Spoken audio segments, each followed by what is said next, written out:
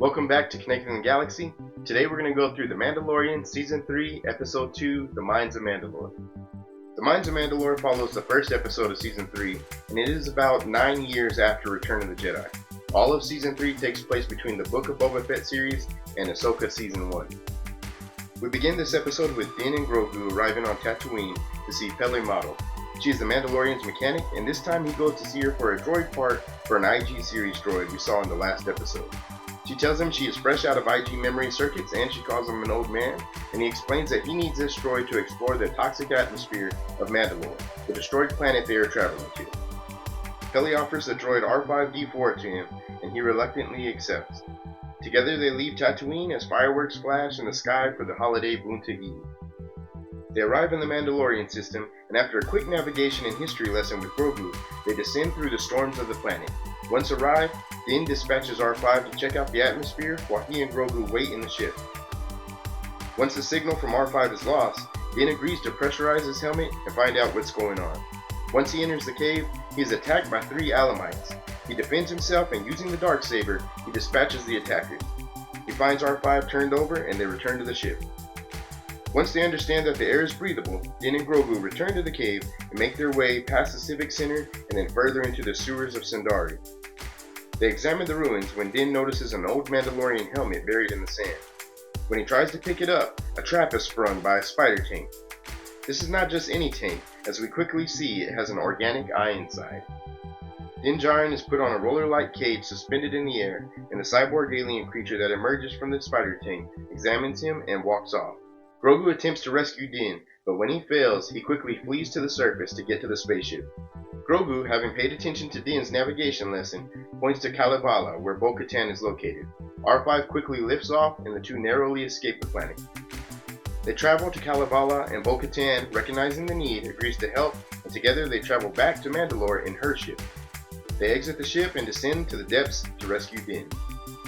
After encountering and defeating some Alamites, we learn from Bo-Katan that they lived on the surface before the Purge on the outskirts, and if they survive, then she wonders what else might have too.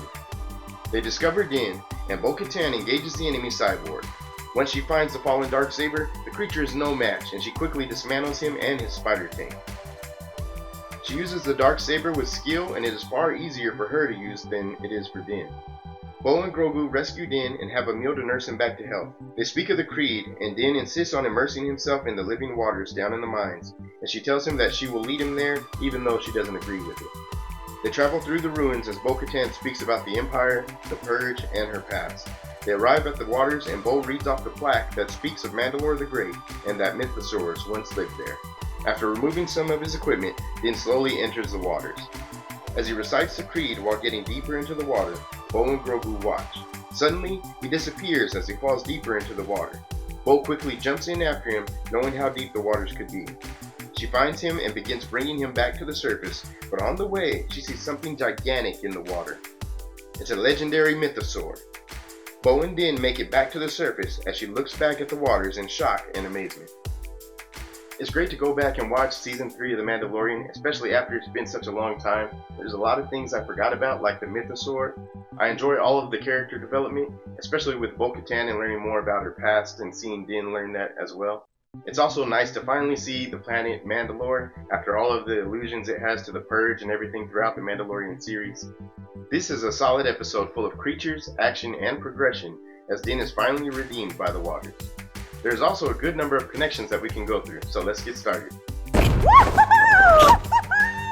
Who taught you how to leap like a lerman, huh? Lermen have been seen in the Clone Wars series when Anakin and Ahsoka had to help them defend their village. They've also been mentioned in some of the new High Republic novels. Boba Fett. Peli also mentions Boba Fett when she wonders why Din is back and thinks he may be taking him out. This is because Mandalorian Season 3 is following the Book of Boba Fett series, and this just happened. R5-D4. R5-D4 is an astromech droid that we know well as Star Wars fans. This just so happens to be the very droid that was almost taken by Luke Skywalker instead of R2-D2 in the film Episode 4, A New Hope. He is still around years later. Bunta Eve. Peli talks about Bunta Eve, which is a big holiday on Tatooine. We have heard of Bunta Eve before when a young Anakin Skywalker won the big pod race that celebrated Bunta Eve in the film Episode 1, The Phantom Menace. Concordia. While in space, Din tells Grogu that he grew up on Concordia, one of the moons of Mandalore. This moon is featured in episodes from the Clone Wars and Book of Boba Fett. The governor of this moon during the Clone Wars was Pre Vizsla, who led the group Death Watch, and Din belonged to the Children of the Watch. Great Purge of Mandalore.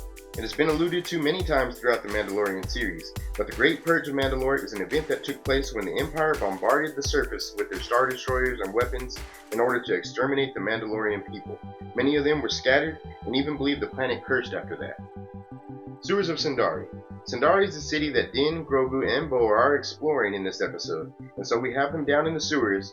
Some of this might look a little familiar for Clone Wars viewers, who catch glimpses of this sewer system when Ahsoka and the clone troopers are hunting Maul in the final season of the Clone Wars.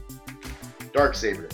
Of course we have to talk about the Darksaber again, but if you want a better breakdown of this mighty weapon of history, then please check out my last episode with episode 1 of The Mandalorian Season 3, and we'll go into more detail, as well as detail for Bo-Katan. Right now, I want to point out that when Bo-Katan wielded the sword and used it perfectly to dispatch the alien cyborg, that this isn't the first time she has held the sword.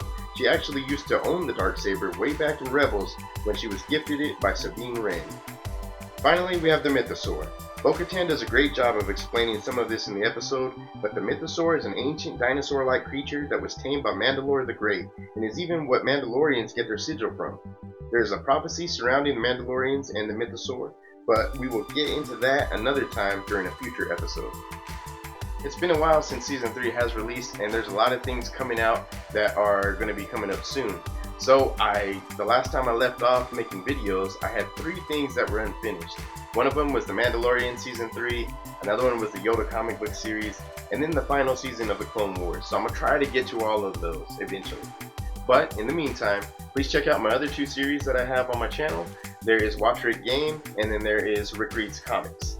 But hang in there, I'll get to it and finish these others eventually. So we'll see you next time on Connecting the Galaxy.